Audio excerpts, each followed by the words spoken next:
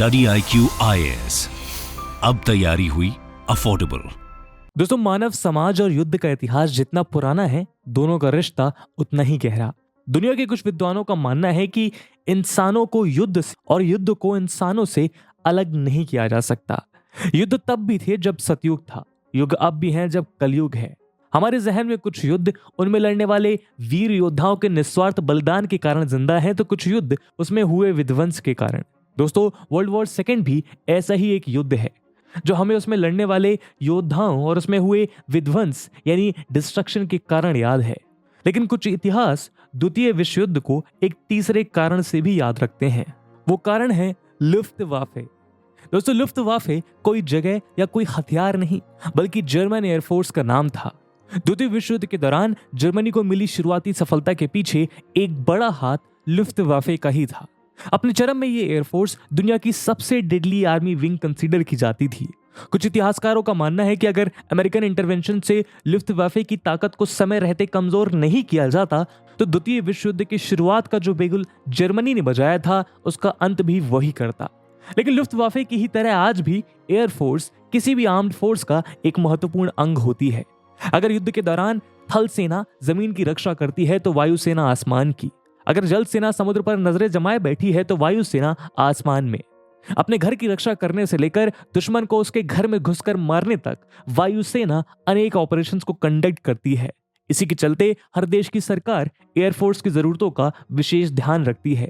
Advance technology से लेकर modern weapons तक एयरफोर्स को हर मुमकिन से मुमकिन संसाधन मुहैया करवाए जाते हैं। इन्हीं अनेक संसाधनों में से एक है एयरक्राफ्ट्स। दोस्तों, आज एयरक्राफ्ट किसी भी एयरफोर्स का एक ऐसा हिस्सा है जिसके बिना किसी सक्सेसफुल, सुपीरियर और स्ट्रॉन्ग एयरफोर्स की कल्पना भी नहीं करी जा सकती। अगर आज किसी देश के पास एडवांस और लेटेस्ट एयरक्राफ्ट्स नहीं है, तो उस देश की सीमाएं 24 घंटे असुरक्षित हैं। ऐसे में बाकी देशों की ही तरह हिंदुस्तान के लिए भी एयरक्राफ्ट देश की सुरक्षा के दृष्टिकोण से एक महत्वपूर्ण बिंदु है। इसी बात को ध्यान में रखते हुए हर साल हमारी सरकार भी एयरक्राफ्ट डेवलपमेंट पर विशेष ध्यान देती है। दोस्तों, आज का हमारा ये वीडियो डिस्कशन ऐसे ही एक एयरक्राफ्ट पर केंद्रित है, जिसे सरकार द्वारा देश की सुरक्षा के ध्यान में रखते हुए डेवलप किया जा रहा है। एक ऐसा एयरक्राफ्ट जिसके डेवलपमेंट के लिए DRDO ने L&T के साथ मिलकर मार्च 2022 में बैंगलोर के अंदर महज 45 डेज में एक 7 story research and development facility को कंस्ट्रक्ट करने का कारनामा कर दिखाया। एक ऐसा एयरक्राफ्ट जो अपने डेवलपमेंट के बाद दुनिया के सबसे बेमिसाल एयरक्राफ्ट्स की लिस्ट में शुमार हो जाएगा। एक ऐसा एयरक्राफ्ट जो दुश्मनों के लिए किसी साए की तरह होगा, जो पलक झपकते ही आंखों से ओझल हो जाएगा। हम बात कर रहे हैं हिंदुस्तान एरोनॉटिक्स लिमिटेड द्वारा डेवलप किए जा रहे एडवांस मीडियम कॉम्बैट एयरक्राफ्ट यानी HAL AMCA की।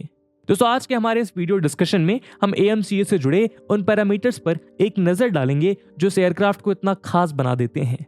जहां हम एमका के स्पेसिफिकेशंस और एमका के डिजाइन को डिटेल में स्टडी करेंगे, साथ ही हम उन समस्याओं को भी देखेंगे जो AMCA यानी एमका के डेवलपमेंट की रास्ते में सबसे बड़ी रुकावट की तरह हैं। लेकिन आगे बढ़ने से पहले मैं आपको बता दूं कि इस वीडियो की इंपॉर्टेंस UPSC मेंस के GS3 के टेक्नोलॉजी एंड सिक्योरिटी सेक्शन के लिहाज से काफी ज्यादा है। इसके बारे में हम वीडियो के अंत में और भी बात करेंगे, पर फिलहाल के लिए अपने डिस्कशन को हम आगे बढ़ाते हैं। Guys, sorry for the interruption, but एक अर्जेंट एंड इंपॉर्टेंट इन्फॉर्मेशन है जो मैं आपके साथ साझा करना चाहता हूं, और वो ये कि स्टडी IQ के UPSC pre plus mains live foundation batches में एडमिशंस 30th सितंबर को क्लोज हो रहे हैं, which is basically very close. दोस्तों, इन बैचेस के फीचर्स इस कोर्स को भारत का सबसे अलग कोर्स बनाते हैं। इन बैचेस में आपको सारा का सारा कंटेंट लाइव डिलीवर किया जाएगा। 900 से ऊपर घंटों का लाइव कंटेंट, आपके डाउट्स को क्लियर करने के लिए 1-to-1 मेंटोरशिप, प्रीलिम्स के लिए प्रैक्टिस क्वेश्चंस, मेंस की आंसर राइटिंग प्रैक्टिस होगी। और दोस्तों, ये सब कुछ आपको मिलेगा 18,999 के डिस्काउंटेड प्राइस पे, अगर आप AG live coupon code use करते हैं। इन बैचेस में क्लासेस की टाइमिंग मॉर्निंग 8 AM से हो रही है। तो दोस्तों, यदि आपने या फिर आपके किसी दोस्त, भाई बहन किसी ने भी UPSC क्रैक करने का सपना देखा है, तो उस सपने को पूरा करने का इससे अच्छा मौका नहीं मिल सकता। इन बैचेस से रिलेटेड सभी इंपॉर्टेंट लिंक्स आपको पिन कमेंट में मिल जाएगी, और जो कोड आपको यूज करना है वो है AG लाइव। और अब आप अपना वीडियो एंजॉय कर सकते हैं। दोस्तों, AMCA एक 5th generation medium range combat aircraft है जिसे DRDO के ADA यानी एरोनॉटिकल डेवलपमेंट एजेंसी ने डिजाइन किया है। फिलहाल ये सुपीरियर एयरक्राफ्ट अपने डेवलपमेंट फेज में है, जिसकी फर्स्ट फ्लाइट 2024 में शेड्यूल्ड है। वहीं साल 2032 तक इस एयरक्राफ्ट को भारतीय वायुसेना को सौंपने का लक्ष्य भी निर्धारित किया गया है। यह एडवांस एयरक्राफ्ट DRDO, HAL और एक इंडियन प्राइवेट कंपनी द्वारा पब्लिक प्राइवेट जॉइंट वेंचर के तहत डेवलप किया जाएगा। वहीं इस एयरक्राफ्ट को डेवलप करने की एस्टिमेटेड कॉस्ट ₹15,000 करोड़ बताई जा रही है। इस एयरक्राफ्ट की मैक्सिमम स्पीड 2.15 मैक होगी, यानी 2600 किलोमीटर पर आवर। यानी अगर ये एयरक्राफ्ट चाहे तो इंडिया से UAE के बीच की दूरी ये महज 1 घंटे में तय कर सकता है। एक बार अपने फुल फ्यूल टैंक के साथ ये एयरक्राफ्ट 3240 किलोमीटर तक उड़ान भर सकता है। वहीं एयरक्राफ्ट की कॉम्बैट रेंज यानी युद्ध करने की क्षमता 1620 किलोमीटर तक रहेगी। इस एयरक्राफ्ट में दुश्मन सेना के एयरबेस, उनकी ऑपरेशन फैसिलिटीज और उनके एयरक्राफ्ट को डिस्ट्रॉय करने का पूरा असला बारूद भी होगा, जिसकी मदद से ये एयरक्राफ्ट आसमान से बरसने वाली आग की तरह दुश्मन के खेमे को निस्ते-नाबूद कर देगा। एयरक्राफ्ट में एक 23 mm GSH कैनन गन लगाई जाएगी। एयरक्राफ्ट में एक रॉकेट पॉड भी होगा जिसमें अस्त्र जैसी एयर टू एयर मिसाइल और रुद्रम 1 जैसी एयर टू सरफेस मिसाइल भी होगी। साथ ही इस एयरक्राफ्ट में DRDO द्वारा developed Sudarshan laser guided bomb भी होगा, जो 100% प्रिसीजन के साथ किसी भी टारगेट को डिस्ट्रॉय करने की ताकत रखता है। दोस्तों, अगर हम AMCA की स्पेसिफिकेशंस की बात करें तो एक single seat twin engine aircraft है, यानी इस एयरक्राफ्ट को एक सिंगल फाइटर पायलट द्वारा उड़ाया जा सकेगा। DRDO इस एयरक्राफ्ट को 2 वर्जन में लॉन्च करने का प्लान कर रहा है। एक वर्जन 5.5 जनरेशन टेक्नोलॉजी के साथ, वहीं दूसरा वर्जन 6th जनरेशन टेक्नोलॉजी के साथ लॉन्च किया जाएगा। AMCA एक मल्टी रोल एयरक्राफ्ट होगा, जिसका मतलब इस एयरक्राफ्ट की मदद से अलग अलग प्रकार के मिशंस को कंडक्ट करना संभव होगा, जैसे कि ग्राउंड स्ट्राइक करना या AMCA की मदद से जमीन पर मौजूद किसी भी टारगेट को पिन पॉइंट एक्यूरेसी के साथ डिस्ट्रॉय किया जा सकेगा। साथ ही इस एयरक्राफ्ट में सीड यानी suppression of enemy air defences और EW यानी इलेक्ट्रॉनिक वॉरफेयर जैसे कॉम्प्लिकेटेड मिशंस को कंडक्ट करने की भी क्षमता मौजूद होगी। दोस्तों, मिलिट्री टर्मिनोलॉजीज के अकॉर्डिंग सीड किसी भी एयरफोर्स के वो एक्शंस होते हैं जहां एक एयरफोर्स अपने एयरक्राफ्ट की मदद से दुश्मन सेना के हर एयर डिफेंस टूल को तबाह कर देती है, जैसे कि दुश्मन देश की सरफेस टू एयर मिसाइल्स, उनके पास मौजूद एंटी एयरक्राफ्ट आर्टिलरी, दुश्मन का अर्ली वार्निंग रडार सिस्टम या दुश्मन सेना के कमांड, कंट्रोल और कम्युनिकेशन सिस्टम जैसे एक्शंस को सीड की मदद से पलक झपकते ही पूरी तरह तबाह किया जा सकता है। वहीं मिलिट्री टर्मिनोलॉजीज में EW एयरफोर्स के वो एक्शंस होते हैं जहां इलेक्ट्रोमैग्नेटिक स्पेक्ट्रम की मदद से एक देश की वायुसेना दूसरे देश की वायुसेना के पास मौजूद रडार गाइडेड मिसाइल्स और उनके दूसरे सर्विलेंस सिस्टम्स को जैम कर देती है। AMCA की एक बड़ी खासियत ये भी है कि ये एयरक्राफ्ट स्टेल्थ मोड टेक्नोलॉजी से लेस होगा। दोस्तों, अगर आपको नहीं पता कि स्टेल्थ मोड टेक्नोलॉजी क्या होती है तो बचपन में देखे हुए उन निंजा कार्टून्स को याद कीजिए जहां निंजा वॉरियर्स दबे पांव बिना कोई आवाज किए, बिना दुश्मन की नजर में आए किसी भी घर में घुस जाते थे। Stealth mode technology Ninja warriors के इसी एक्शन की तरह है, जहां किसी एयरक्राफ्ट, ड्रोन या सबमरीन को ऐसे डेवलप किया जाता है कि वो बिना किसी की नजर में आए दुश्मन सेना के इनर बेसेस में घुसकर वार कर सकता है। AMCA को कुछ ऐसे डेवलप किया जाएगा कि एयरक्राफ्ट लो रडार क्रॉस सेक्शन और सुपर क्रूज कैपेबिलिटी से भी लेस होगा। दोस्तों, सुपर क्रूज एक एयरक्राफ्ट की वो एबिलिटी होती है जहां वो एयरक्राफ्ट बिना आफ्टर बर्नर को यूज किए सुपरसोनिक स्पीड से उड़ान भर सकता है।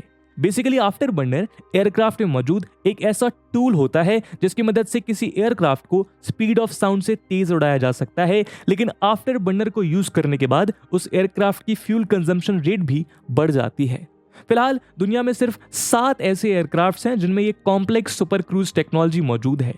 फ्रेंच कंपनी डसॉल्ट एविएशन का Rafale aircraft, Germany based aviation company Eurofighter का Typhoon aircraft, Swedish company Saab AB का JS-39 Gripen, Texas based aviation company Lockheed Martin और Virginia based aviation company Boeing के F-22 रैप्टर और YF-22 aircrafts respectively, British Aircraft Corporation और Sud Aviation के Concorde aircraft और California USA based aviation company Northrop Corporation का Douglas aircraft.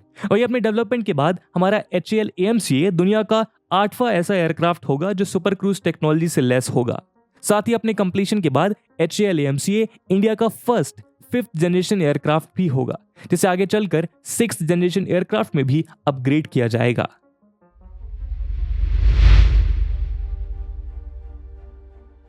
दोस्तों aircraft design की बात करें तो अपने कमीशन के बाद HAL-AMCA दुनिया के किसी भी 5th जनरेशन एयरक्राफ्ट की चमक को फीका कर देगा।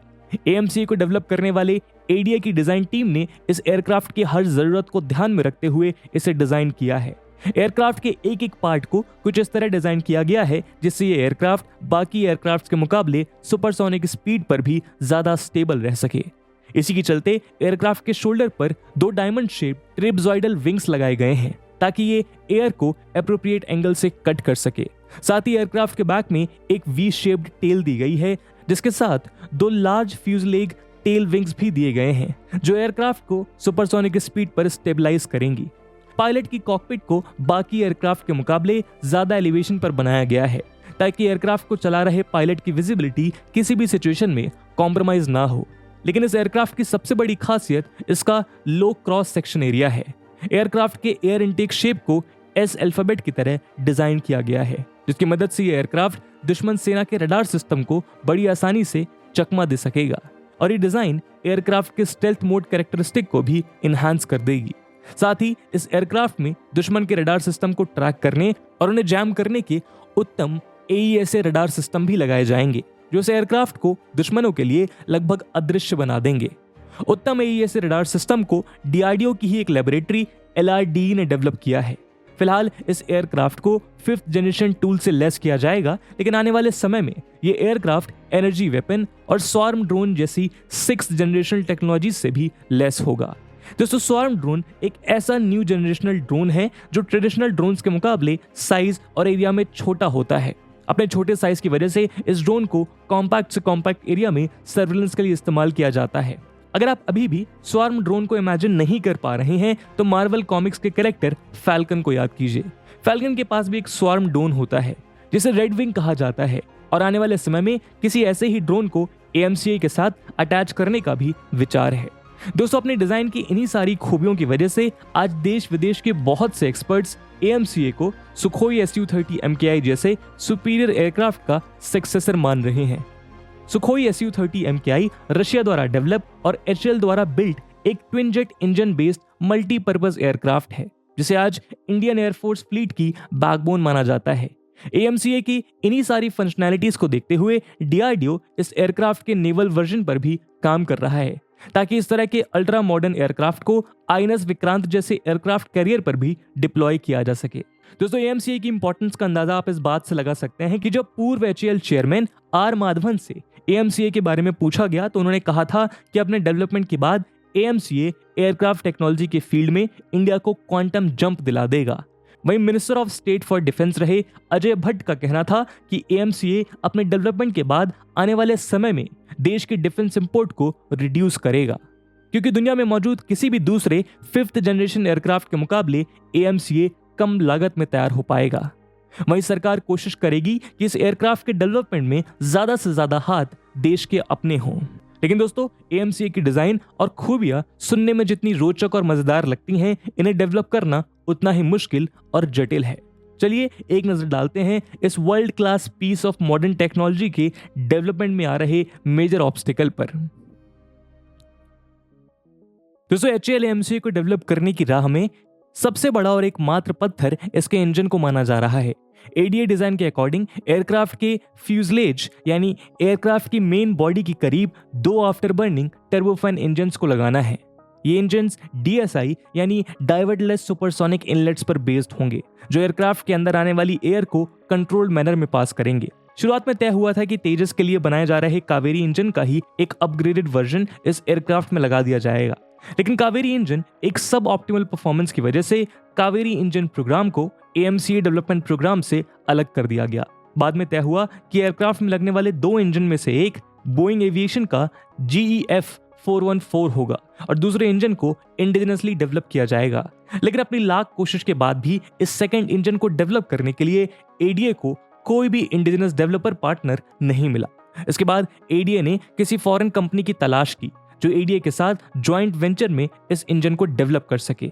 साल 2015 में ADA ने ज्वाइंट वेंचर की पॉसिबिलिटी को तलाशने के लिए फॉरेन कंपनीज के साथ सीरीज ऑफ डिस्कशंस कंडक्ट किए, लेकिन दिसंबर 2021 तक कोई सूटेबल रास्ता नहीं निकल पाया। मार्च 2022 में HAL और फ्रेंच कंपनी सैफरन के बीच इस एयरक्राफ्ट इंजन को लेकर बातचीत शुरू हुई, जहां यह तय हुआ कि ओरिजिनल प्लान के अकॉर्डिंग सैफरन और HAL मिलकर तेजस के लिए डेवलप किए गए कावेरी इंजन को ही अपग्रेड करके इस एयरक्राफ्ट में इस्तेमाल करेंगे।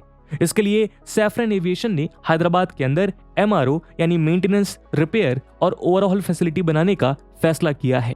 इसका मतलब कावेरी इंजन के जिस चैप्टर से इस पूरी कथा की शुरुआत हुई थी, कहानी फिर उसी कावेरी इंजन के मोड़ पर आ गई है। ऐसे में देखना दिलचस्प होगा कि क्या इस बार HAL AMCA का ये इंजन बन के तैयार हो जाता है या कहानी में कुछ और भी ट्विस्ट होंगे, या फिर अभी इस प्रोजेक्ट में और भी चैलेंजेस बाकी हैं। बहरहाल हम तो यही उम्मीद करते हैं कि एयरक्राफ्ट जल्द से जल्द बनकर तैयार हो जाए, जिससे देश की वायुसेना और भी ज्यादा सशक्त और शक्तिशाली बन जाए।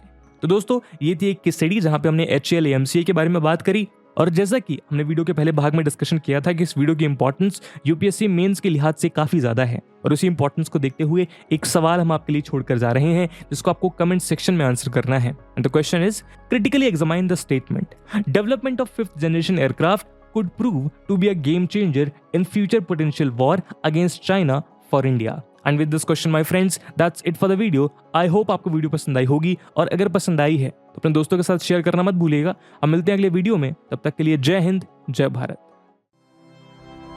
Study IQ IAS, अब तैयारी हुई अफोर्डेबल।